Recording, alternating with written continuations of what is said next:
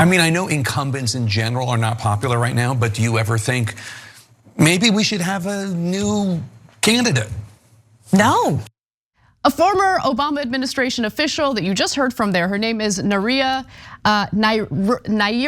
Haq, or Huck, I should say, just could not believe that anyone would even propose that the Democratic Party have a nominee other than Joe Biden for the 2024 presidential election.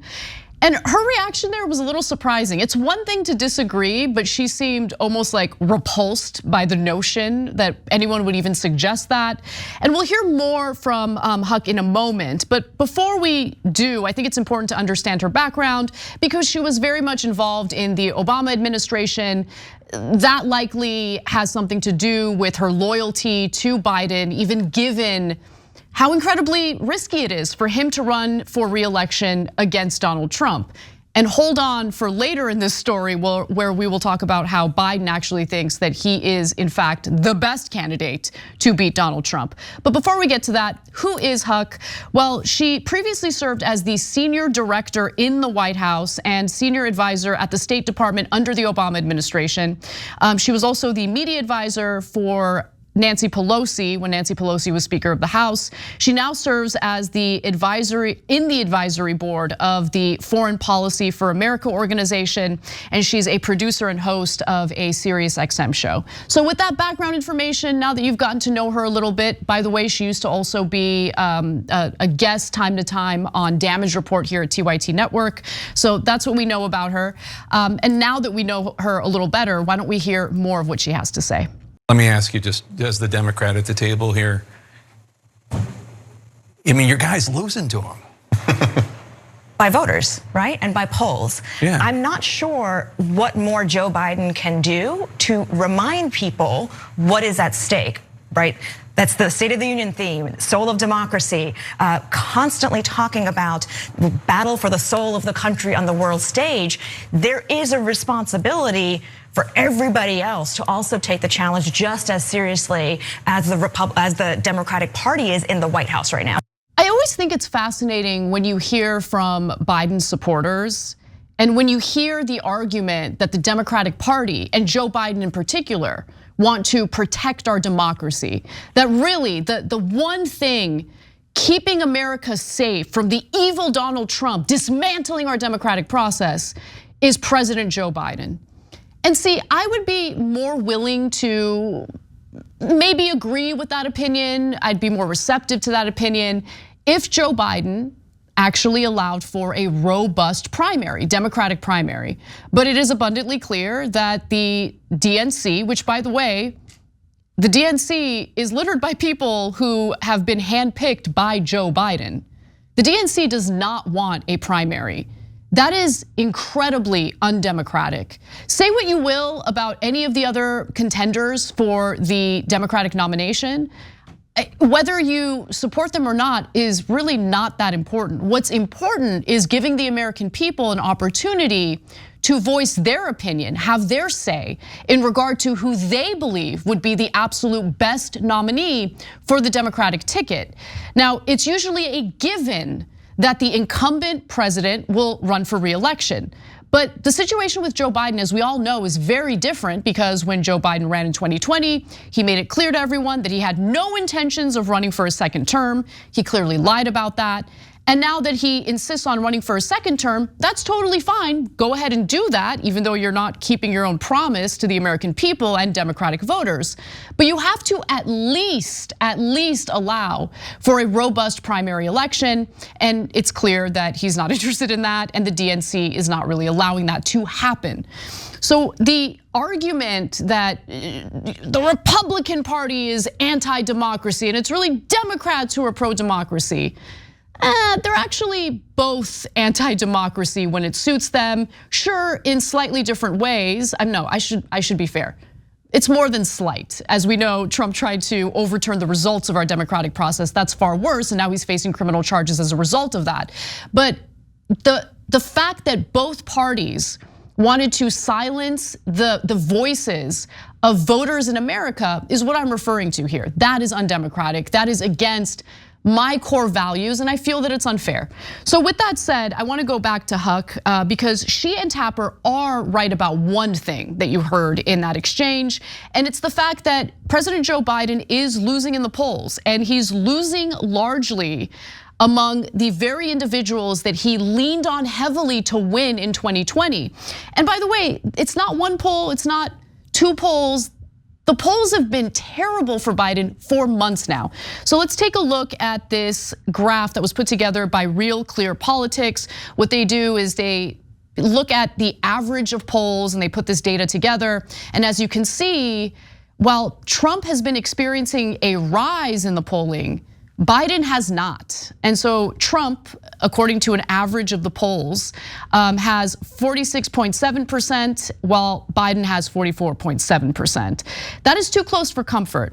But what's amazing to me is that his popularity is at record low levels. But again, Biden really does think he is the best candidate to beat Donald Trump. So let's get to some more data here.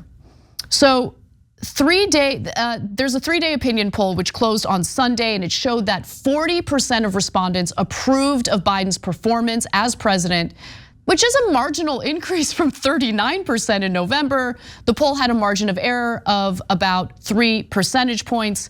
This was a Reuters Ipsos poll, but we've got some more from this poll. Biden's public approval rating has held below 50% since August of 2021, and this month's rating remained close to the lowest levels of his presidency, 36%, seen in mid-2022. But Haq then explains why she thinks it should, in fact, be Biden running for the 2024 ticket, and so she's gonna make her case in this next video. Let's give her a chance, let's hear her case, and then we'll analyze whether or not it makes sense. I know incumbents in general are not popular right now, but do you ever think maybe we should have a new candidate? No. A new candidate would not have the bully pulpit of the White House, right? Would not have a core of reporters that are covering his every move, which I would ask, as we discuss this here and just let slide that Trump is close enough in age to Biden, and also that Trump's speeches are largely incoherent and have been from the jump, but like somehow that narrative is the Biden narrative here. I do think that the benefit that he has is as we get closer to the day, and as you said, people pay attention, that the difference will become clear, but I'm hanging on to hope here. Does that make any sense? But really, okay, let's be fair and let's be real. Does it make sense to, on one hand, talk about the threat that Donald Trump poses to democracy, while also simultaneously acknowledging how poorly Biden has been performing in the polls, and say, I'm holding on to hope that Biden does better? Okay, so you can't fearmonger about Trump while you're still promoting the weakest possible candidate to run against Trump in the general election. And that is what the Democratic Party is doing. And what's amazing to me is how delusional Biden is. This story literally just broke. It blew my mind. I can't even believe he thinks this.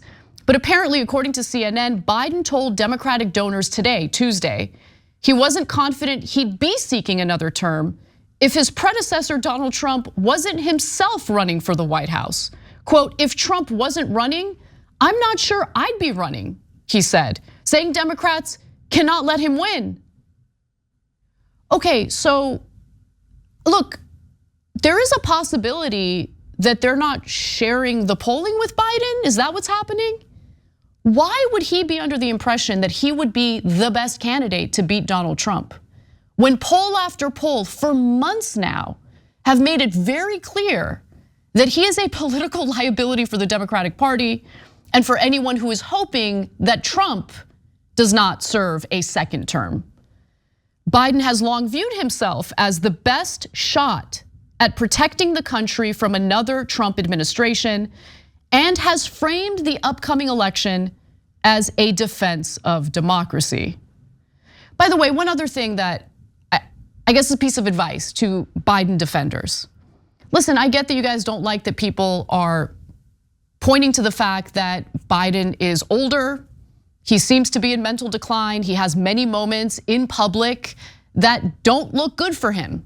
The fact that he was on the world stage recently and just kind of trailed off in the middle of a speech and announced that it was his bedtime is not a good look. And so I get that they don't like that anyone points to that reality, right? If I loved a politician, I would also get a little salty when people keep pointing out his age, even though pointing out his age is totally legitimate in this context. However, if you're gonna do the comparison of Biden and Trump, please just understand that it insults the intelligence of people who can hear, who can see, and who can analyze things that are happening right before them. Because yes, Trump is also up there in age, but you would be mistaken if you think that Trump and Biden carry themselves similarly when they're addressing the public. As much as I hate to admit it, Trump is a little more charismatic, he's a little more energetic, and while he's up there in age, it doesn't show the same way that it does for Joe Biden. This is the reality of the situation, guys. Okay, look, I'm gonna be 100% honest with you. I really can't think of a single Democrat right now that I'm excited about. So it's not like I'm sitting here fantasizing about a Bernie Sanders presidency and I'm just speaking out against Joe Biden because I don't like him and I want my guy to be the nominee instead. That is not what's happening here, okay? Bernie Sanders is up there in age as well. I'm not even calling on him to run for president. He's not even considering it. So let's get that out of the way completely. But again, if they genuinely see Donald Trump as a threat, they should run their best candidates and they should allow for a robust primary election. And that's not gonna happen because it's clear that Biden is very much serious about running for re-election and he's engaging in the fundraising to prove it. So for instance, today alone, he's holding 3 fundraisers. Between Monday and today, total of 7 fundraisers. Democratic officials are looking ahead to what some believe could be $1 billion campaign. And singer-songwriter James Taylor will headline a later event in Boston's Theater District. Tickets for the You've Got a Friend in Joe event ran between $50 and $7,500. Like, he's in it. He's definitely running. So anyone who thinks like, nah, he's eventually gonna drop out and he's gonna announce that Gavin Newsom's gonna be the nominee, that's not gonna happen. It doesn't appear that that's the case.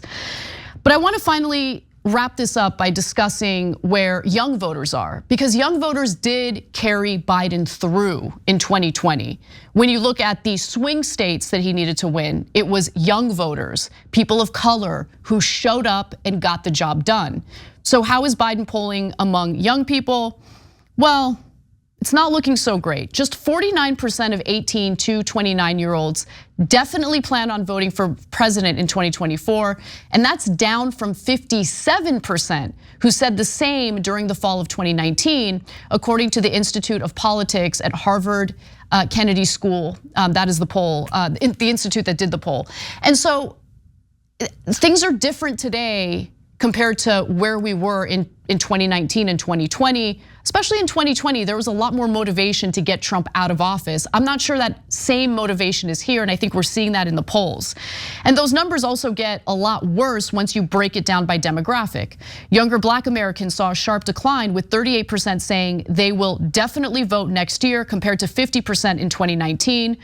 And Hispanic Americans also had a steep drop, with 40% saying they will definitely vote in 2024 compared to 56% in 2019. So not only is Biden doing poorly in the polling, you have smaller percentages of his core base saying that they plan to definitely vote for president in 2024. So he's got a lot of work to do if he's going to be persuasive enough to get people not only on his side, but to get people to the polls.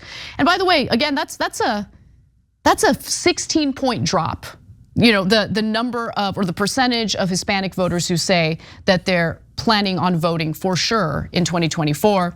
And let's take a look at this graph. It shows the share of young Americans who say they trust in Biden, Trump, or neither to handle select issues. So the plurality of young people do not trust either Biden or Trump when it comes to the Israel-Hamas war. I think they're correct to be distrustful toward these individuals on that issue. Climate change, I think Biden's definitely better on climate change than Trump, but certainly not good enough to adequately respond to the climate emergency. Gun violence, There were some executive orders from Biden, but it doesn't matter. It doesn't matter. What matters is what public opinion is, and young people don't trust either candidate when it comes to these issues. There's also Ukraine, and then finally, clearly my favorite area here, crime and public safety. I also don't trust either one of them on that issue in particular. So it's not looking good for Biden. And again, I know I keep repeating this, but it's worth repeating. If you're gonna run a campaign that latches onto the notion that people must vote for you, because if they fail to do so, our democracy will be dismantled by a second Trump term, it's hard to make that argument if you're not allowing for a primary election and you're not allowing for the best possible candidate to run against Trump in the 2024 presidential election. So we'll see how this all plays out, but Democrats, it ain't looking good. And you guys are making your bed. The question is, do you want to lay in it? I don't. I think that we should have a robust primary, something the DNC is working hard to prevent. Thanks for watching. If you become a member, you get to watch all this ad-free, except for, of course, this ad. Still, hit the join button below.